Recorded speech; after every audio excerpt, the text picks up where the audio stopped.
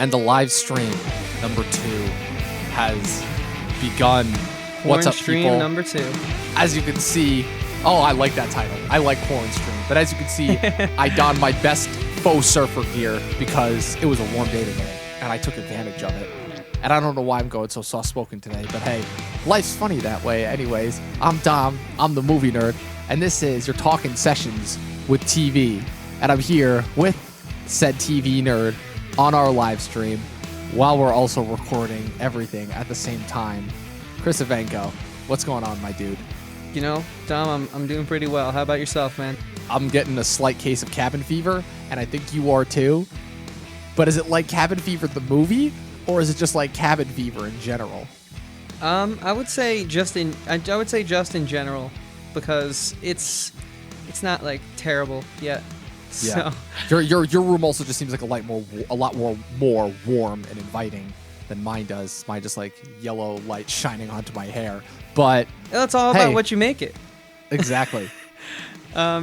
But I'm excited to be here, man. This is I can tell. So real quick, I guess we kind of have to speak a little. How has this quarantine been before we jump into today's topic, which I want to keep a mystery for a little while longer.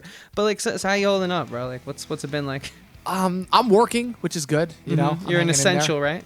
I work at an essential business. I work at a liquor store. We are indeed considered essential, and it's just been that back and forth between here and there. Pretty much nowhere else. I went to Five Guys before, and that was about it. But how was that? Were you able to go inside? It was delicious. I went with my friend, and my friend went inside for me. But there were cops in there, so I got scared for a second. I'm like, oh no, are they like enforcing like who comes in? But they were just ordering stuff, so they left shortly thereafter. But yeah, that was about the extent of what I did today. But did they let you inside the store, like? Or they let us inside the store. Like there were people there, but like I think they were only doing like online takeout orders. Really?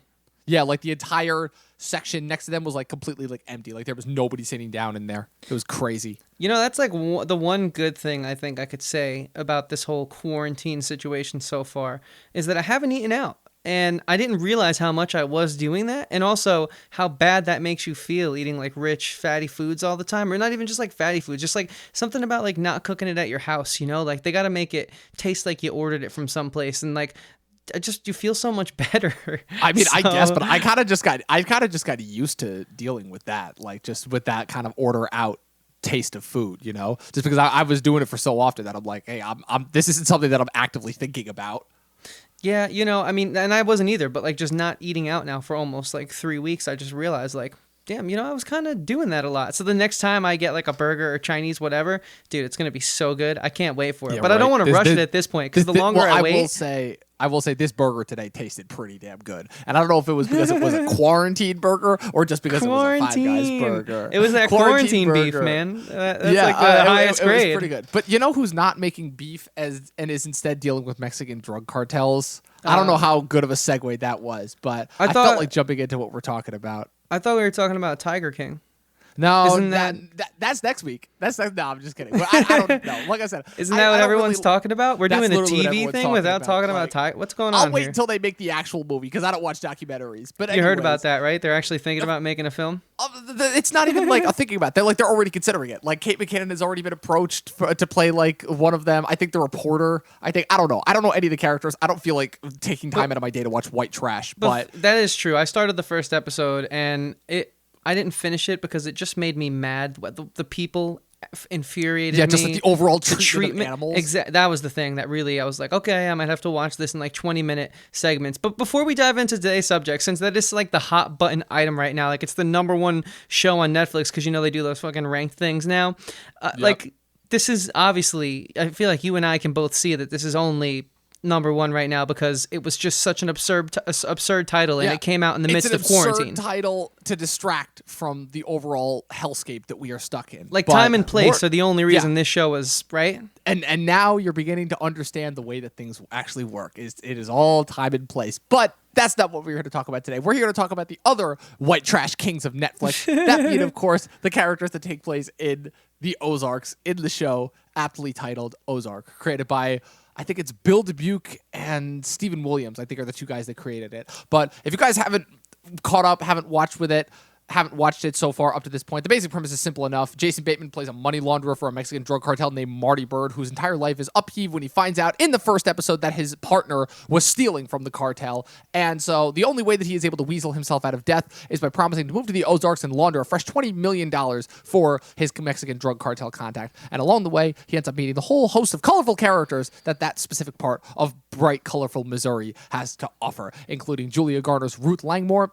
the Wicked Snells, portrayed by Peter Mullen and Lisa Emery, and future antagonists include the new contact that the Mexican drug cartel has sent up, played by Janet McTeer, as well as a whole host of other colorful characters. So, Chris, before we actually dive into this season, I want you to tell me what your history with the show Ozark is.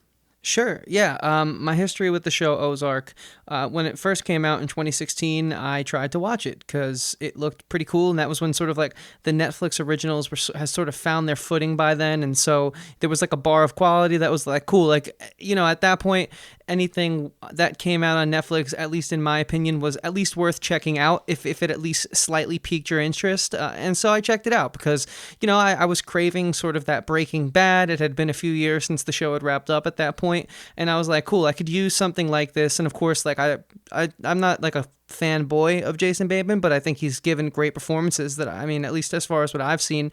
So, I tried watching it and I quit like about 7 episodes in, because when your reds look blue and when your blues look orange and when your just colors don't match up, there's a huge tonal distance there that I just could not get past. I felt like the filmmaking was pretty sloppy, and there was like so many establishing shots that just didn't ever cut in and show you the emotion of the character. And I still kind of felt that way rewatching it, but I was able to be more forgiving because the narrative structure sort of, and maybe this is just how I've grown as like a watcher, someone who like analyzes and enjoys television, but like the narrative sort of got me through what I still think are some pretty poor choices as far as filmmaking goes in those first few episodes of the season. So yeah, well, firstly, again, I didn't want to cut off your little rant there, but my you know how much I hate having to correct you, but the first season actually came out in 2017. It was, I want to say, August of 2017 when it debuted, because I was down on one of my many vacations in Florida when that came out. And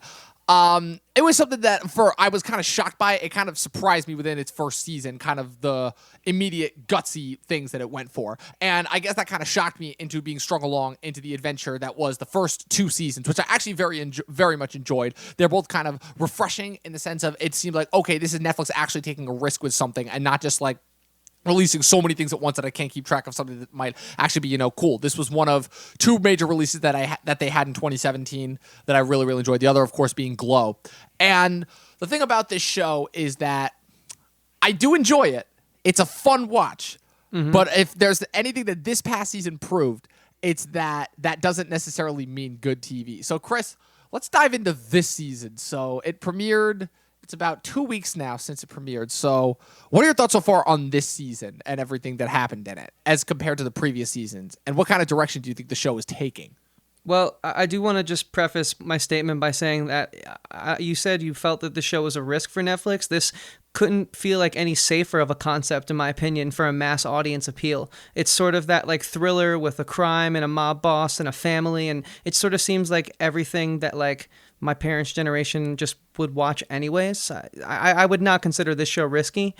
In fact, I would consider this last season the most risky season yet. I saw a lot of good and bad in it, but it felt like, yes, the characters are going through extreme lengths throughout the entirety of the journey, and we sort of get to see that struggle, but nothing about it ever shocked me. Like, nothing that has happened so far in the show didn't feel like it would happen in this universe. Like, I didn't get M. Night Shyamalan or anything. You know what I'm saying? Okay. Which is fine, because it was a premise that you pretty much felt familiar with overall. Yeah, and I don't think that's a bad thing. I just wouldn't call it, in my opinion, and everyone's entitled to that. So maybe you'll change my mind as to why you felt it was risky for Netflix. But just for me, I felt like this was the risky season, and I think a lot of things worked. But for as many things that I think worked, I have equally, if not more, amount of things that just didn't work for me. It was a wrong word choice. Risk is a relative word, especially now, given most TV studios like just overall general willingness to accept a whole bunch of different variety when it comes to genre storytelling within TV. But I don't know. I guess just in the sense of like kind of it's almost disturbing subject matter, I guess is what I would go for. But not disturbing in the sense of it, not disturbing in the sense that it's kind of unfamiliar territory. But the thing that shocked me so much about that first episode is that they're like, okay, no, they are showing right off the bat just like who we are dealing with, you know, in terms of its antagonist, and it did it in a way that like I don't want to say was like shock value-esque, but it certainly had elements of that in there, you know, like just with how disturbing and brutal it was and like how certain of the filmmaking it is. And literally no joke. It's funny. I was just having a conversation with my friend about this. It's the kind of thing where in concept, it actually sounds really, really cool. It just felt like past the pilot, it's like, okay, now we're just started to get into like a little bit of soap opera territory. I could agree. I could really agree. That's kind of what I felt like with this season specifically, because like the first two seasons, I guess I was still kind of reeling from the impact of that pilot so hard that I was like, okay. Well, it was very connected. Yeah, but also just in like kind of carrying that overwhelming sense of dread kind of throughout, especially when they introduce some of the secondary antagonists. But just going forward, like kind of as the characters, the birds have acclimated to kind of the environment and the setting. I'm also just kind of like, okay, but like. So kind of the overall familiar. What I find is that the overall familiarity of the world starts to take away from some of the stakes that made the show actually so compelling to begin with. If that makes any sense. Elaborate on that. I'm curious to see what you mean by that. So basically, kind of where in season 2, right? They're still reeling for the fact of like, okay, the Snells just killed Del. Sorry, spoilers for anybody who has not watched up to this point. Oh, but well, it happened. the Snells killed Del, right? And so that does leave you with an underlying, okay, how are they going to explain this to the Mexican drug cartel, you know? And in season 2, if anything, that kind of almost gets resolved like almost immediately, you know, because like the cartel sends like a new character who's like slightly more open-minded than Del was with the Janet McTeer character.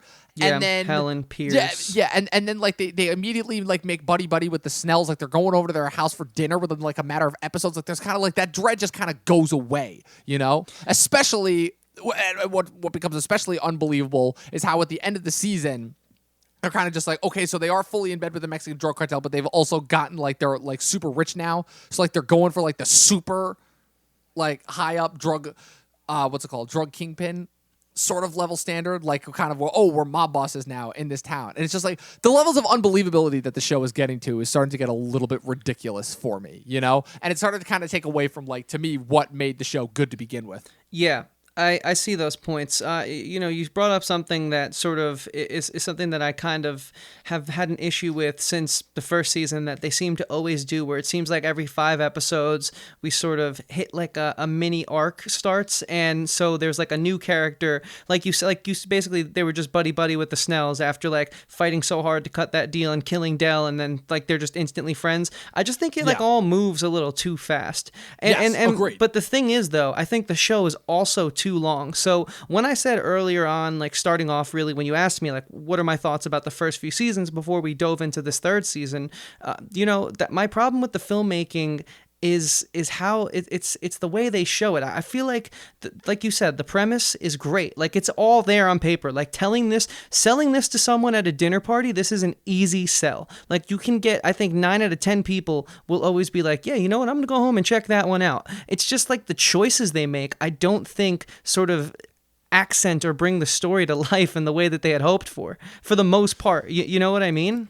I agree with that, but I also think that it's funny that you mentioned like it's almost like it goes by rapid fire pace, because you are right. Like that's the one thing I will say that this show has more than a lot of other shows, I would say, is they do have a great sense of pace. The problem is that the individual episodes go on forever, and like you're right, like the amount of subplots that they bring up starts to kind of undercut some of the main material, literally to the point where it's like, okay, what was the main focus again? Like literally, no joke, like going back, like I could not tell you half the stuff. I really liked season 2 while I was watching it, but I could not tell you like half the stuff that happened in there where I'm like, okay, yeah, that was actually like really fun and memorable. Because like, you know what it is? It's kind of, it's the predictable beats pattern, you know? It's that even if the characters are good, and I do think that the acting is still for the most part really good, it's that the stories kind of spin themselves in a way that it's like, okay, this is just like your entertainment in the moment. And this like has no concern with being anything other than that. I could agree with that. You know, so if we're talking about this third season, right, and that's sort of the focal point of like this conversation about Ozark in specific, you know, being that we both watched it, I would say that this season suffered the least amount from these issues. but I also think that because the storylines were a little more centralized, you kind of had less characters coming and going. I did feel that like the narrative structure of the show, like the core, the A storyline, it kind of made me realize like the writing of this show and the capabilities of these writers, in that like we didn't really have so much going on with Sam as like a backstory character. We only really had the one FBI agent, the other guy who was sort of interrogating Petty's boyfriend. He was there, but he wasn't as like the B storylines with the sheriff and all that. They weren't as present as the first two seasons. So at first I was like, cool. In the first few episodes, we're really going to get a more centralized, focused narrative. This is when shows typically hit their stride. I'm ready. Let's do this. And I enjoyed a lot, and we'll talk about what I enjoyed a lot, but since we're sort of on this beat of like what was not the best with it didn't feel like the more centralized, focused narrative was strong enough to keep me interested. Whereas like maybe if we cut out the fat from those first two seasons, I might feel the same way. It kind of opened my eyes up to like what this show really is. You know what I'm saying? Yeah, I totally get what you're saying. And I guess kind of my thing.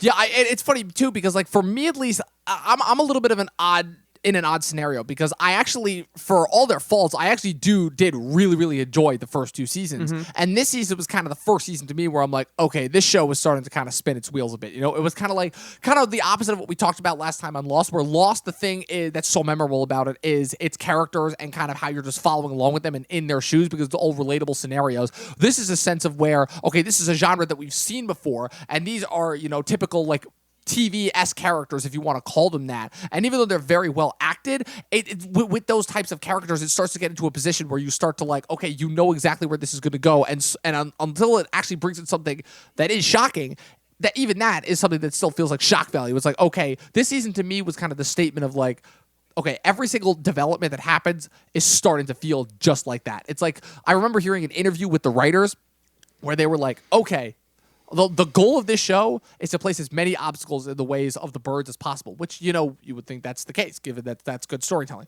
But in this case, it started to feel like, okay, here's obstacle this, and here's obstacle that. And it keeps going on and on and on and on. And it's like, okay, when is this going to end? And the worst part is that some of my favorite supporting characters ended up getting axed off last season. And the ones that they brought back, or in order to replace them this season, I thought were far less memorable. Like, say what you want about Agent Petty, but that guy, to me, was freaking memorable just for, like, good. How, like, over the top he went. And, like, I actually thought he had, like, a really relatable backstory. But this new FBI agent, like, I'm sorry, what's the most discernible, memorable thing about this new FBI agent? I don't even remember what her name was. Like, Maya Miller or something like that? Close enough. What's the most she was pregnant. That's all I know.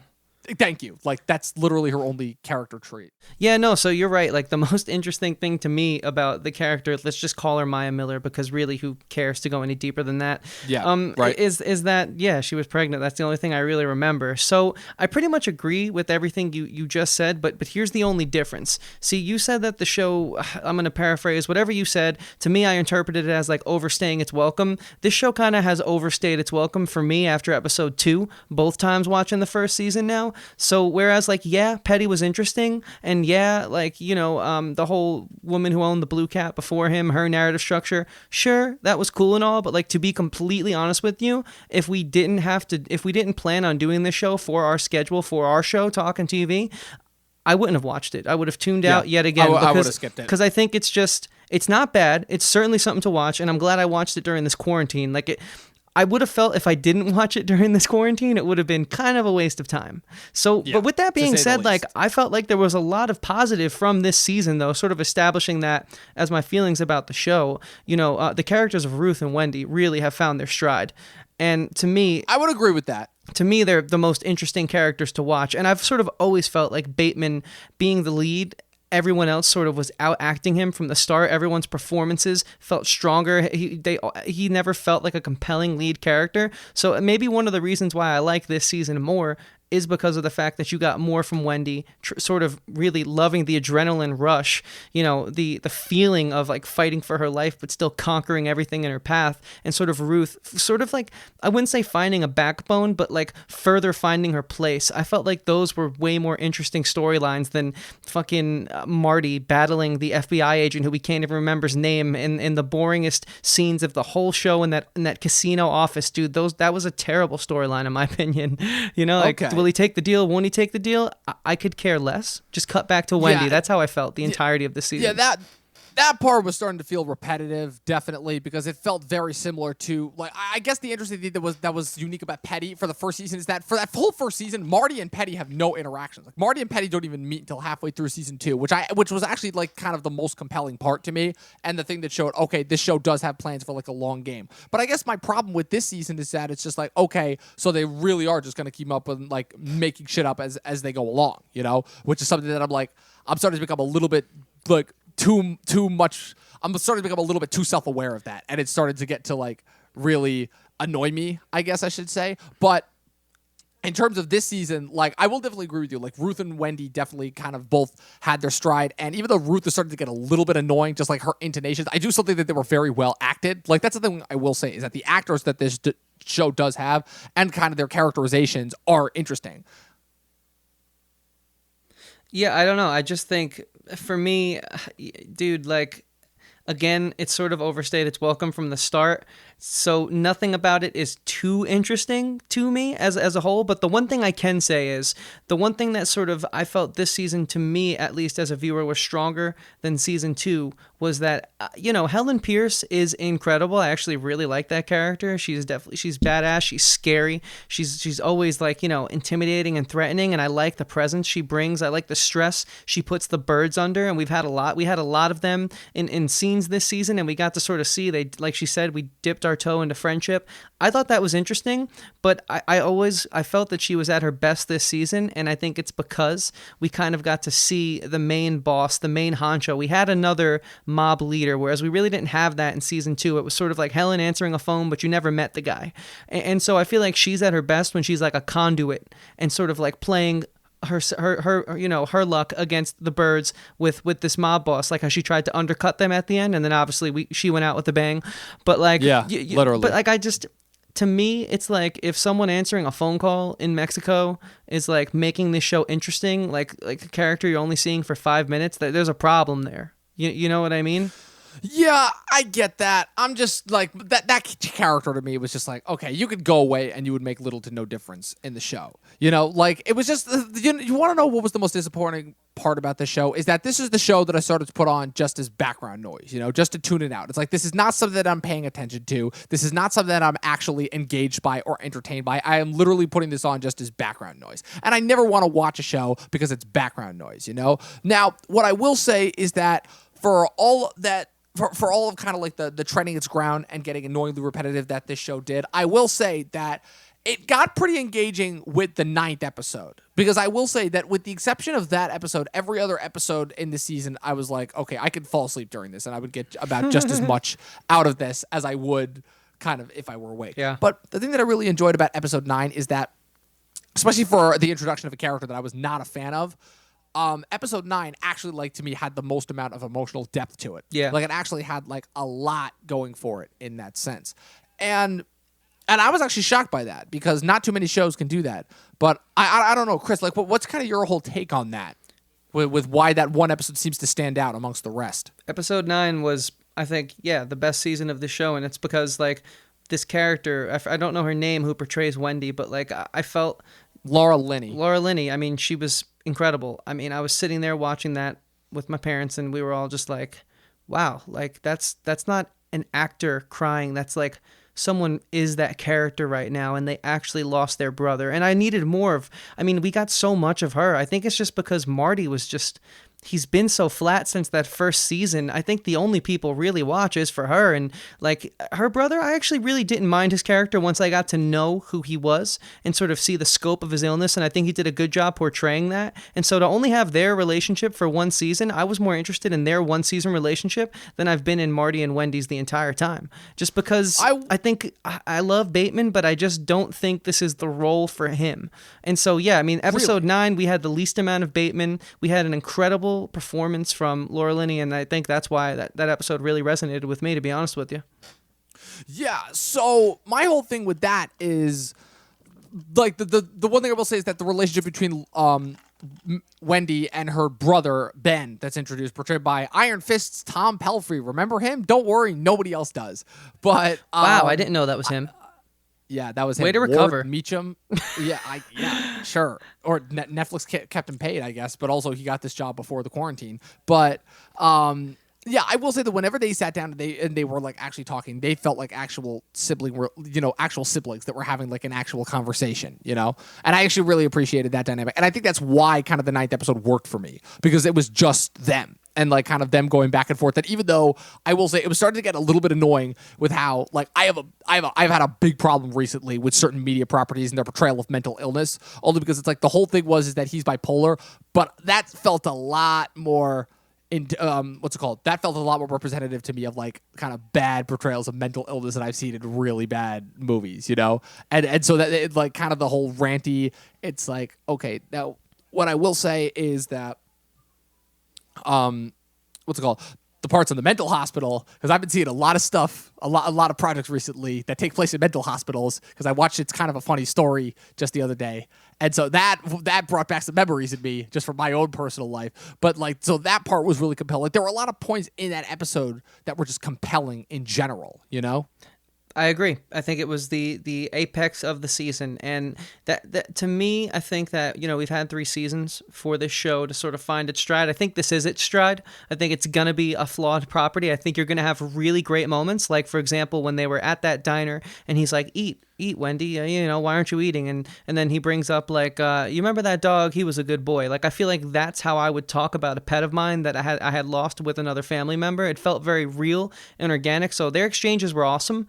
But then again, you cut back and you have like these terrible scenes within the same season of these kids going out to this stupid party cove that like it's just like the worst place ever. It's terrible. It's just boats in a circle. They make such a big deal out of it, and we've never had not that much else to do there. We've never had anything dramatic happen there, and like even when they tried to make it seem like something dramatic was happening there, I still could care less. So it's like, this is the kind of show this is, for everything they do right, like, there's equally as many things is. as they do wrong. But like, with that being said, episode 9 certainly made me not want to rank this season as high, because you got to follow that up in a big way, and I really don't think they did, until I'll admit I did like the way the show ended. That last scene, I was a fan of that. But other than that, man, I mean, the whole where she called him and she's like, "Marty, don't get on that plane. I'm getting on this plane, but hey, don't get on that plane, but dude, so boring. Like, what'd you think about the 10th episode, gives a shit.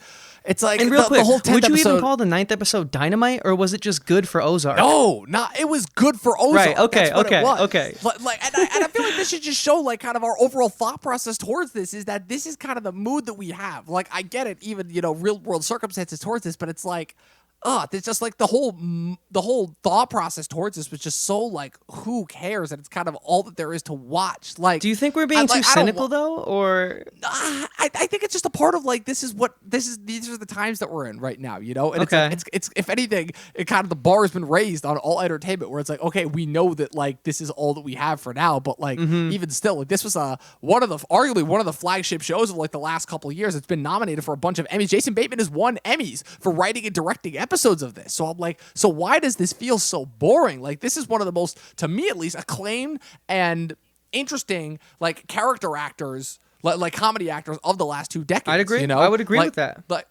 Like Horrible Bosses, Game Night, like just those 2 alone. I love Horrible movies. Bosses, so, dude. I mean, I guess like Kevin Spacey aside, I love that film. Yeah, but he's great. He is great. It's just he ruined how we talk about him. But anyways, yeah, like this 10th episode, and like why? But normal people love this show, Dom. Like, why? Yeah.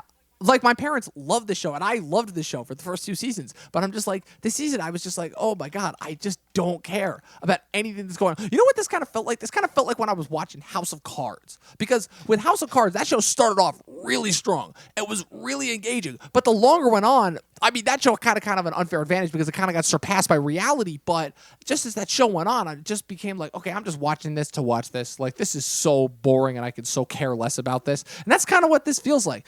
Insane color grading aside, but then again, House of Cards had like a black color filter over it, and this is like everything is in like nasty looking blues, and like it wasn't as noticeable to me when the season started, but as the season went on, I was like, oh damn, wow, yeah, man, like it's ridiculous. It's like color of my shirt, but as a TV show. Right.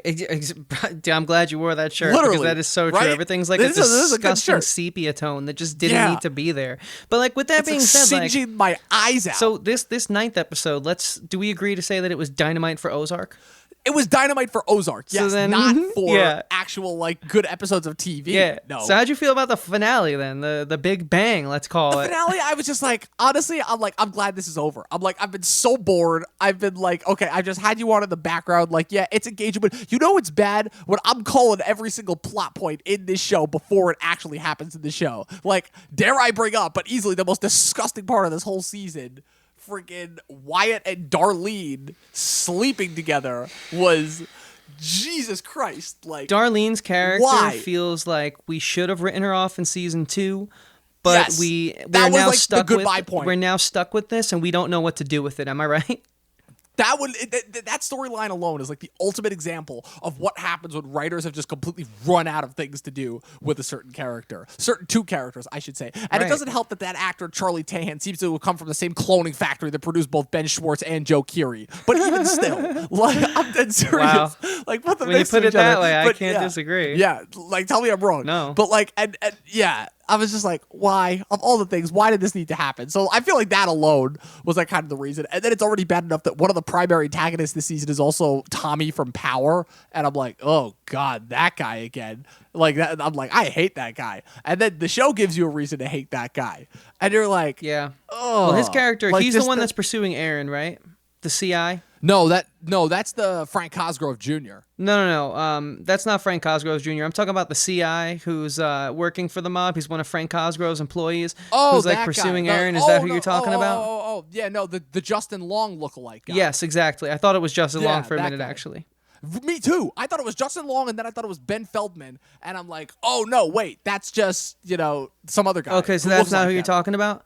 So who No, is this? I'm talking about Frank Cosgrove Jr. Oh, he was so boring. yeah, like who gives a I shit? could care less Like, by about the his time arc. Darlene comes in and does what she does at the end, it's like I don't care. I'm sorry, I just don't care. I thought that was funny, but I Yeah, mean, it's I didn't funny, think it but, was like- good either. Yeah. I just was like, okay, that happened, and I'll laugh at that because like, who Yeah. would have thought that would have happened? it's just this that happened in the moment, right. You know, And so my thing is, how is this? I mean, usually have your finger on the pulse more. How is this being perceived? Has that information come out yet? Like reviews and ratings? It's or positive, but I'm taking everything with a grain of salt now because now we're not like kind of in a position to be thinking that way because like everyone's just going with like what is available to watch, and so No, I not as know. many people are going to be like as critical of it. So like I haven't heard anything, but like I think it's still like generally well liked, I guess. I guess I but just feel bad ripping on something because people need entertainment in these times, and some people do. find our show as Absolutely, they entertainment, do. but like, hey, at least we're telling the Yeah. truth, right?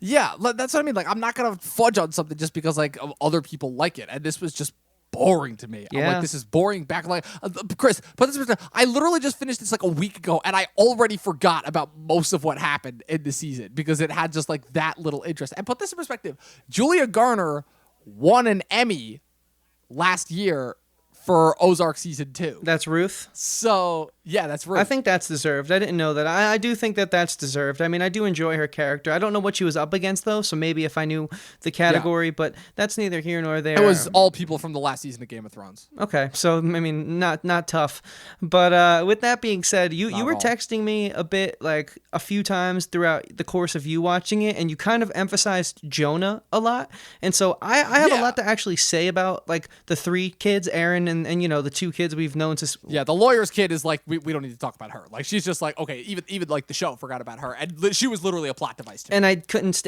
That is just something I can't stand when that happens, and they didn't agree. even do it in a way that was like. It makes sense to do. It just she felt so throwaway. But like, why Jonah? Why were you texting me about him? Like, was he a I don't light know, for like, you? just because maybe it's just because that actor, but like just how that character perceived everything in the world, it was just kind of so nonchalant, and it was kind of like in the sense of where like okay, he does still have like kind of that childhood innocence, while at the same time like actually like having emotion. Like it was to me, it was like kid acting done in like a subtle way that I kind of haven't seen since the first Stranger Things. And like he was just like to me, I'm just like I don't know, I like Jonah, he's funny. And then like to me, like when he got the drone and everything, like because keep in mind also he did unintentionally end up saving Ruth's life in that one ambush scene with his drone. So like to me, I'm just like okay, this kid is just like the most efficient and like the coolest character because he just gets stuff done and he's so nonchalant about it. Yeah, I kind of like, I hate to sort of like daydream about how to make shows better because I feel like that's a sign of like what the show is that you're watching. But I would love Yeah. to see a show about like maybe even just these kids, and it's just like sort of like a high school drama of like growing up with your parents as like drug lords, because they're Stranger like Things, Ozark edition. I mean, dude, you're right. Jonah was interesting, but again, to call his arc interesting, I feel like is just lying. But he's interesting for Ozark, I would say. Yeah, You know, definitely. and then Charlotte's character. I mean, they did this one moment where like they did a reference back to season 1 where Jonah's yelling at the mom after she comes home from like, you know, having been offed and she's drinking and all that, and he's yelling at her mom, "I hate you," and they're standing in the doorway, and he looks to Charlotte and he goes, don't you have anything to say right now? And if you remember, she said that to him when he was in the backseat of the car when they were running away at the end of the first season, and I was like, Yep. Okay, that moment, yeah, I mean, I guess people be like, oh shit, like that's a callback, but is it a good callback? Like even the kids who I think were interesting, this is what I'm trying to say, even the kids who I thought were interesting, even their moments just fell flat. Yeah, I don't know. Indeed, I don't know, Tom. You're right.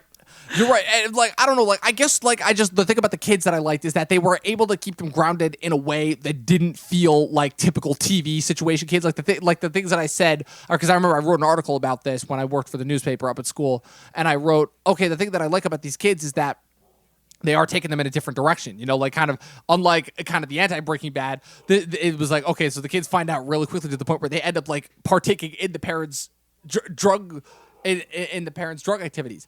And I was kind of just like, okay, this is interesting at first, but then after a while, the kids just like kind of fade out of the picture because it's like, again, like it's very clear that nothing is going to happen to them. Like the last threatening thing that happened to Charlotte was when she threatened to go independent at the end of the last season, and then she got threatened by Root's dad, and that's about it. And then Wendy just had him killed, and it's like, okay, so now this is going to be a power trip mode for Wendy. And like the entire time I was watching Wendy throughout this season, I was just like, okay, I'm waiting for her, like when Ben mentioned her southern accent, I'm like, okay, I'm waiting for her southern accent to come back and for her to just like grow that imaginary cartoon mustache and just start twirling it. Like, I'm serious, I was waiting for that to happen. Because that would have been more interesting than what we got. Yeah. But, you know, it would have. You brought up Wyatt and you brought up Charlotte, and you didn't bring them up in the same way, but like, what happened to their friendship?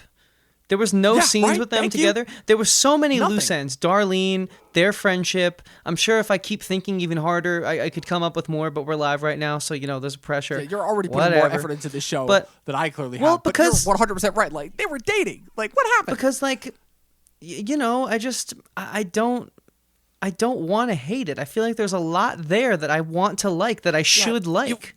You feel like it's interesting because it gets your attention for the hour that it's on. I will give that the minimum. I will give it that as the minimum. It gets your attention while it's on. But in terms of actual substance, there is absolutely nothing there. It is literally just like, okay, what is the next shocking thing that we can just throw at you in order to get your mind into us, you know? Yeah, and I think that this season suffered from not having that third figure in the household, that third adult, because I really loved the character of the old man who lived in the basement. Buddy. Yeah, Buddy. He's the best character on the whole show. Yeah, for the first 100%. He was the most interesting character, and, you know, like, the reason is because, like, this show is 30 hours now. We spend a lot of time with these characters, but so many of them still feel so thin, but they got him right. I just wish they would get 100%. More characters right. Maybe it's just the actor. Yeah. Well, maybe it's just the actor. I think he was. I don't know too much of him. Maybe I've seen him. Maybe he was, you know, dressed up in costume for this that I just didn't recognize him. But I thought he was a great actor. I don't know. You ever seen Scarface? Yeah. You ever seen Training Day? No, I haven't. Okay, well, in Scarface, he was the corrupt cop, Mel, who Tony shot when he killed Frank Lopez. He's great. Okay, so he's just a great actor. Harris Yulin's awesome. He's just a great actor then.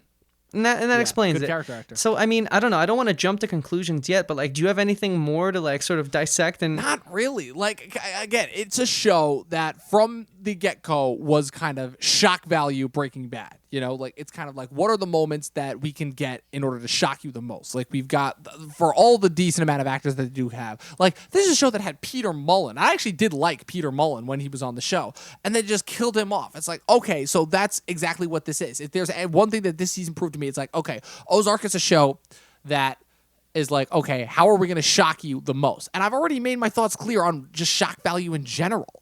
I agree. So If that's all there is, and the characters themselves are starting to just kind of like be props to be walked along, you know, like they're slowly becoming less and less likable. You know, the acting is still good, the writing is still compelling, but it's like if I don't give a shit about the characters, then why am I watching this show? This is certainly you a know? character drama, and I couldn't agree more. But you know, it seems like this show has no signs of slowing down. In fact, if you've watched the third season, that last episode was very telling of now we're about to enter a whole new level of crazy, given that like Marty and Wendy have gotten the blessing of all blessings from the Navarro cartel gang, the big boss. Nothing says getting blessed than see your associate / potential enemy shot in the face right in front of you. And of course, having the blood led directly on your face in that perfect spray pattern. And I was just like, of course it lends that way. I actually like that scene, and I think the symbolism is pretty blatant.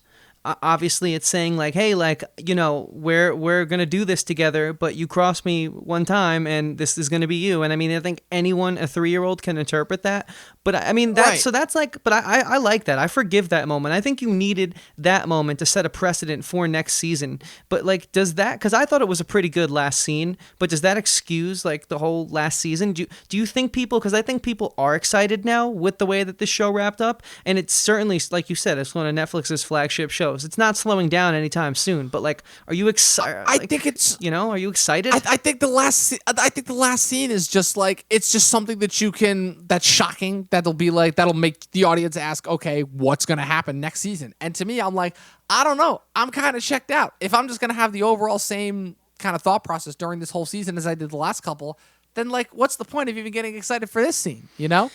Yeah, I guess it was just one of the only few interesting things, I guess. I mean, so that's because like it's a pretty generic scene. It feels like college screenwriting, and then we're gonna have right at the very end, we're gonna have Helen's head get blown off, and the blood's gonna She's gonna get shot in the face, and the blood's gonna land perfectly on their face, and that's gonna be symbolism, just like our professor told us to add. And like, I get it, I really get it, man. But like. I don't know. Like, this show seems like I can go on forever, and that scares me. Yeah, I just want it to end. Because that's what soap operas do. How long has Grey's Anatomy been running now? That shit's been running for 16 years now, man. So I guess we're not 15 years. Yeah, I guess to answer my question, I mean, I guess we kind of just answer. We're not excited, but I guess we will cover it because like it's a flagship. What's the show difference between like? I guess just like what's the difference between something like this and something like Glow? You know, like, why do we love something like Glow versus something like this? You know? I don't know why. I just came up with that one because it came out the same year. No, that makes sense. You know, the reason why I think this is bigger than Glow, and the reason why I think I like Glow better is because I think shows, like you've been saying, that focus around shock value, and even if it's not their intent, if that's what they give you, they're kind of trying to give moments to the audience that they know they'll like, whereas Glow sort of, I know it's very from the heart. I mean, it feels very genuine. You know, there's things on that show that have happened that I haven't seen most other shows do. There's like a depth of presence and a feeling. There's like a feeling in the words on the paper and the script, and I'm not saying that like this doesn't have that. It's just that like Glow isn't trying to be anything. Glow is very genuine in my opinion, and it's very much so, well, this is just our art and we're putting our art out there, and if you like it, great. If you don't, you know what? That's fine too. This feels like it's trying to be something. This feels like a product. Is what and that's my guess. And you need both of those, right? Look at Game of Thrones. That was huge. It became a product. It didn't start off as that. But to me, I think that's why I watch shows for passion and feel and if it is also a product, there are great shows that were products that have that depth of presence, but like I don't always want to watch a product. Like this is just, you know. Yeah, it's just something to watch. That's what this felt like. It's something to watch, and it's quick, and it's over with. And that's well, I would disagree with you on it being quick, but I'm glad it's over with. It feels over with for now until next time. Are you going to watch season 4? I mean, you know, if we didn't have this podcast. I honestly don't know. My thought process on season 4 is kind of the same as Stranger Things season 4, where it's like it's kind of gotten to the point where it's like, oh God, what's gonna happen next? You know, and I guess I'll watch it for this podcast, but other than that, I'm just like, wow, I could care less. Yeah, like I've already forgotten like most of what happened in it, so it's like, why would I even bother then? You know, like that's not the sign of a good show to me. Yeah, I agree. So with that being said, we want to wrap into conclusions and yeah, let's wrap it up. Sweet. So, you know, I'll go first. Like I said, guys, I certainly didn't hate it. I think that if this wasn't quarantine and I wasn't trying to, be safe and stay indoors and all that, it would feel like a chore. But because there wasn't really much going on and this sort of came out and, I think it got overshadowed a little bit by Tiger King, but people are still talking about it. It was fun to be a part of the pop culture zeitgeist and feel connected to the outside world. Well, that's pretty hard to do right now, but if you're a fan of Ozark, I'd say the same problems, if you feel the way that I feel, will still be there, and then they were there in this season. But if you're okay with that and you can forgive that, well, then you're in for another wild ride. And so with that being said, I think this is like a 3. It's like a middle ground show. It's not terrible. There's certainly a lot that goes into it, but for me, it's just the choices aren't choices that really resonate with me as a viewer. Yeah, you took the words right out of my mouth. This is something that you watch because you're in quarantine, you're stuck in your house, and you have nothing else to do. And there's a decent amount of familiar movie stars that you see that give good performances and make the material go along that much faster. But yeah, this is like a middle tier kind of a watch. I'm like, I watched this, it's background noise. I barely remember anything about it, but from what I recollect, it's fine. I would say 3 stars as well overall. Yeah, I think anyone sort of, with our taste, because we have a similar taste. Obviously, we differ on certain topics.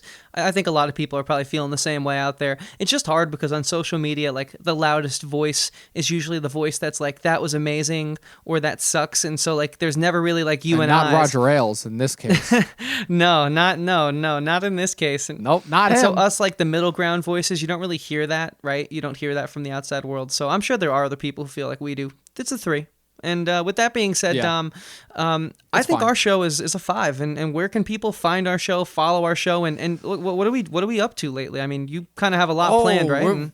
We've been up to a decent amount overall. We're on YouTube now, as you guys can see, live streamed on our channel, on the Talkin TV YouTube channel. But you could also find us anywhere that you could also listen to podcasts, as this podcast will be up officially on this coming Wednesday. Anchor, which is a distribution service that goes out to Spotify, Apple Podcasts, Radio Public, Google Play, Stitcher, Pocket Cast, and not SoundCloud. But basically any place that you can listen to podcasts, just go there and type in Talkin TV or Talkin TV Podcast, no G.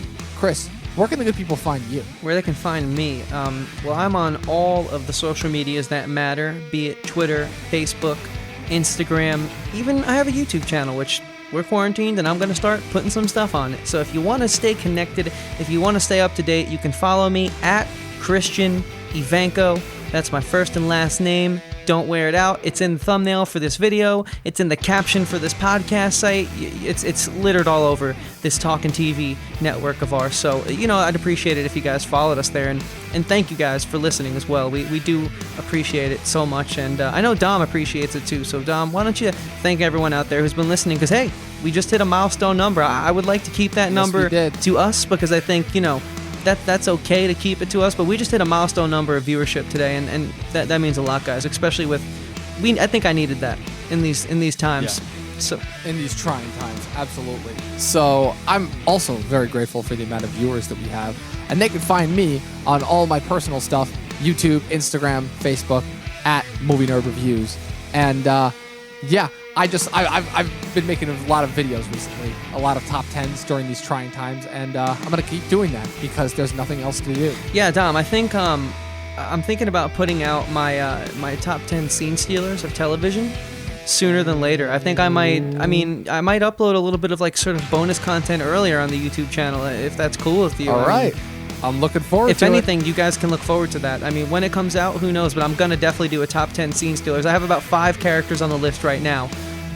But you know what? That's not... I know you can think of more. Yeah, I'm taking my time with it. Like, I have like a solid list of 20 that I'm considering. 5 made the cut. So with that being said, that's not what we like to leave the show with, though. I mean, that is a message to viewers of what's to come. But right now, there's an affirmative action, a call to action that I love that Dom delivers each week.